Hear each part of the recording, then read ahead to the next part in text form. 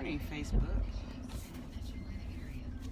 Hope everybody's on their way to church. I am. Church started at 11 o'clock.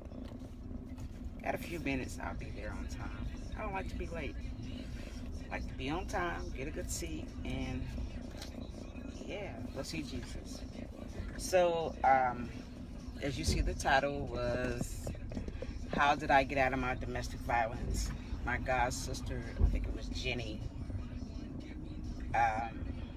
I know her as Meoms, but Jenny, she asked me a question, and the question was, can you help the women, or how did you get out of your domestic violence situation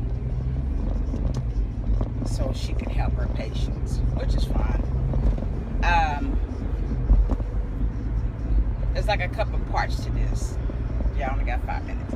So part number one was, how did I get out of my domestic violence?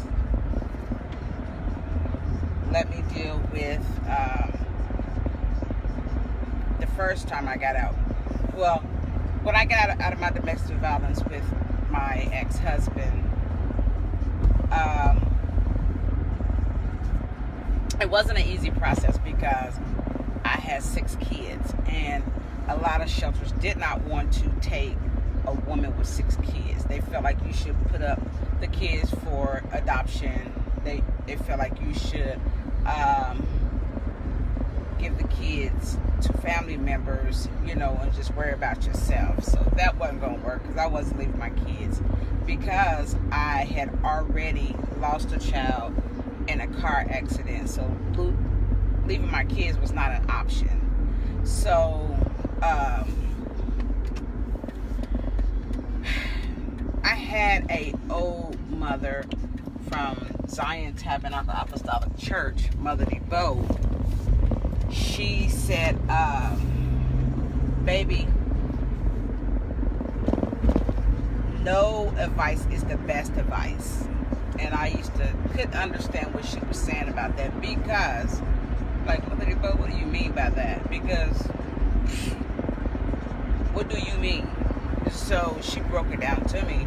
She had me to look in her closet, and when I look in her closet, it was like a lot of stuff. And I'm like, Mother DeBow, I don't see your jacket in there. She was like, close the door, baby. And I closed the door. Mother DeBow said, everybody can give you advice of what you should do in your situation, but unless they have been through what you've been through, they can give you advice. And even if they've been through what you've been through, is that advice the best advice? And I was like, wow. So when I was going through my domestic violence with my ex-husband, everybody had an opinion of how I should get out. And I tried everybody's opinion, but you have to know your season.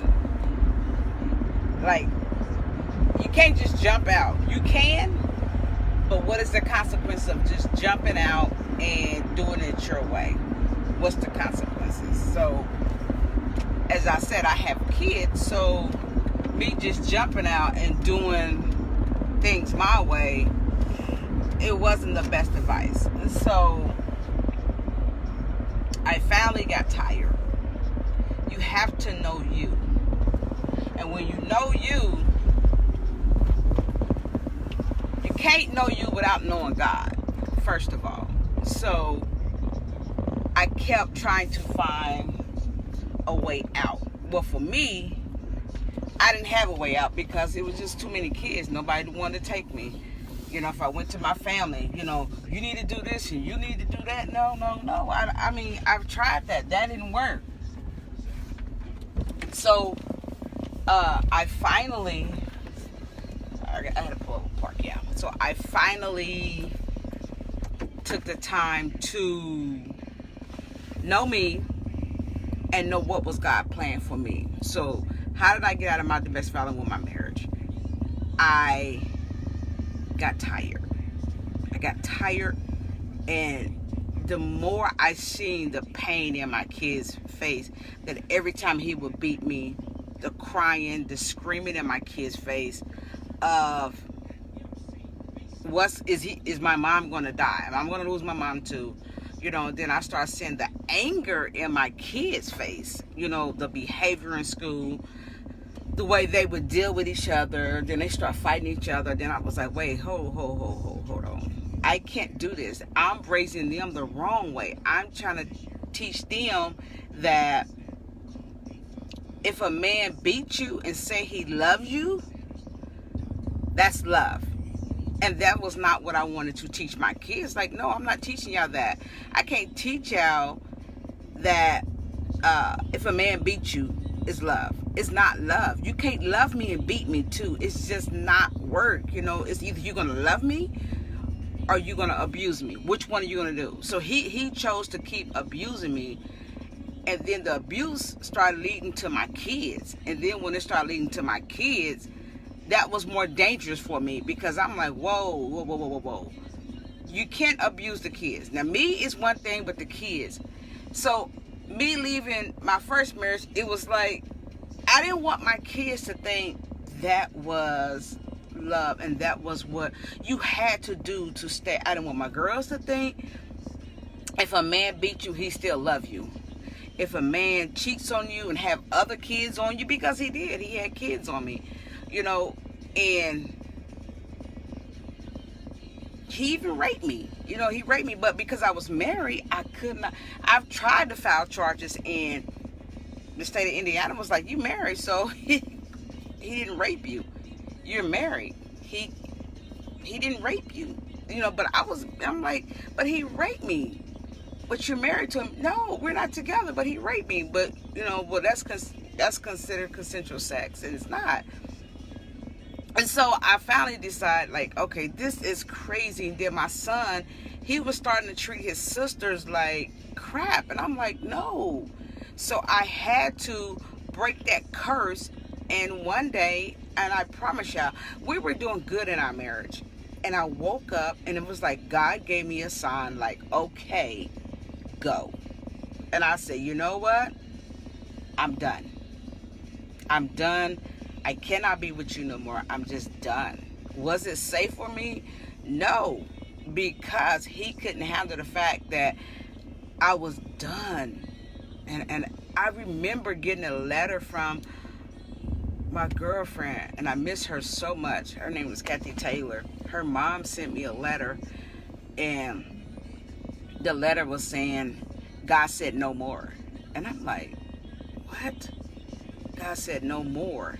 And I'm like, wow. God said he would not beat you no more. He would not do this to you. He would not do that to you. And that day, as I got done reading the letter, he was standing behind me, and God said, duck. And when I ducked, his hand bypassed me. And I'm like, and I was drinking a Faygo bottle that had, the Faygo bottles that you have the glass. And I remember breaking the glass and went after him. So it was either I was going to die or he was going to die. But somebody was going to die that day. So my kids were screaming so loud. And that was the last time I dealt with my kid's father. The second part, that's how I got out of that marriage. It was like God said it was enough. God gave me the strength and the courage to leave.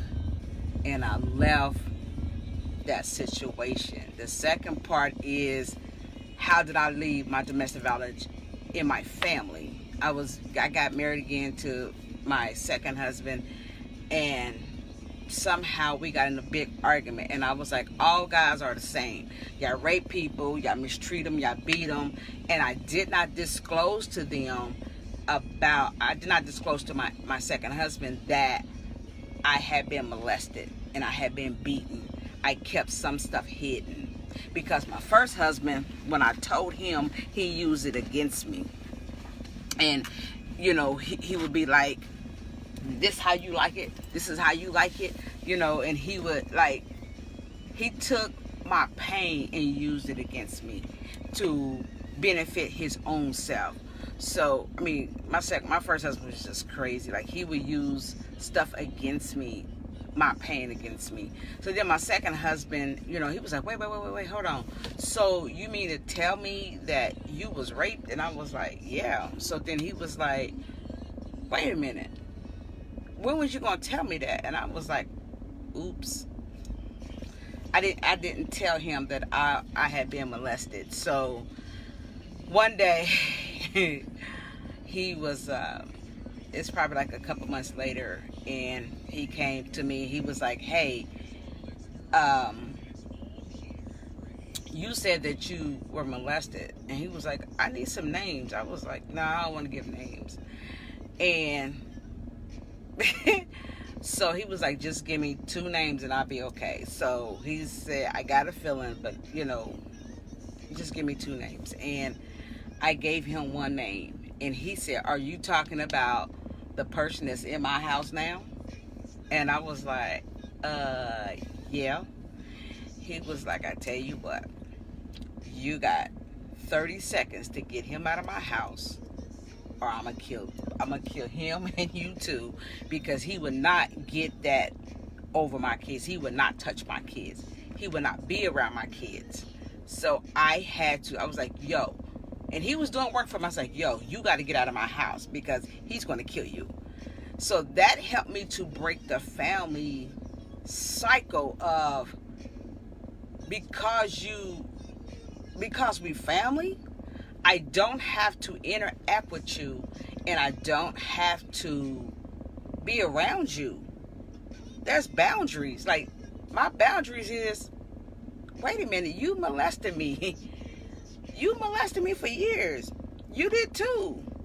So that helped me break the family cycle of, I don't have to be in your presence because we're a family. Especially if you violated me, I don't have to be, I don't have to mingle with you. I can love you from a distance. I can love you from far off and be okay. Like, I do not have to deal with you.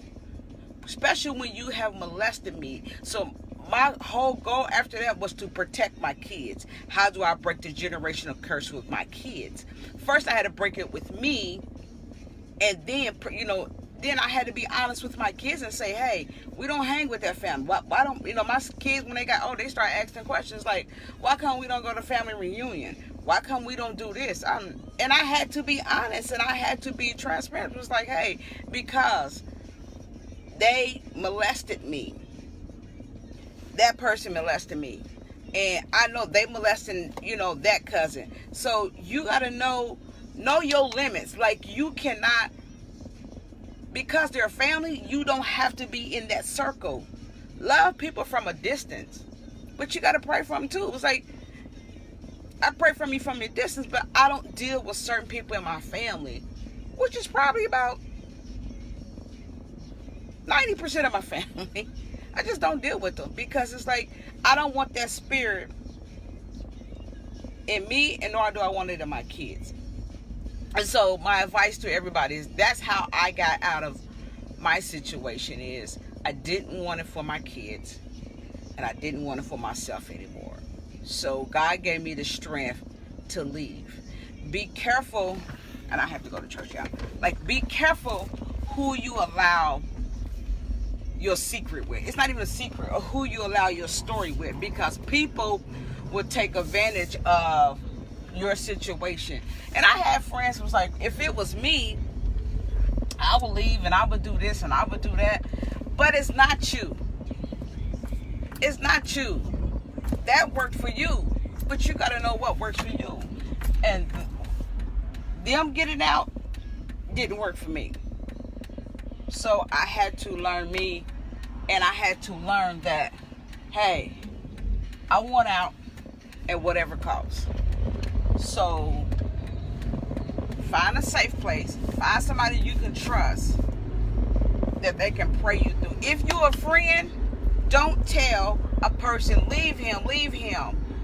Be supportive and pray with them to help them to get out of that situation. That's the only advice I get, is pray them through it. Because if you pray them through it, they will last. And they will get out of that situation safely. Because if you move the wrong way, you may not make it out. I love you guys. Have a great Sunday. Stay prayed up. Stay blessed. I'm pulling in the church parking lot, and I do know that my phone will drop. Shout out to Word of Faith. I love you guys. I love you, sis. I see you on here. I'm driving, so I see you. Stay strong, guys. Bye.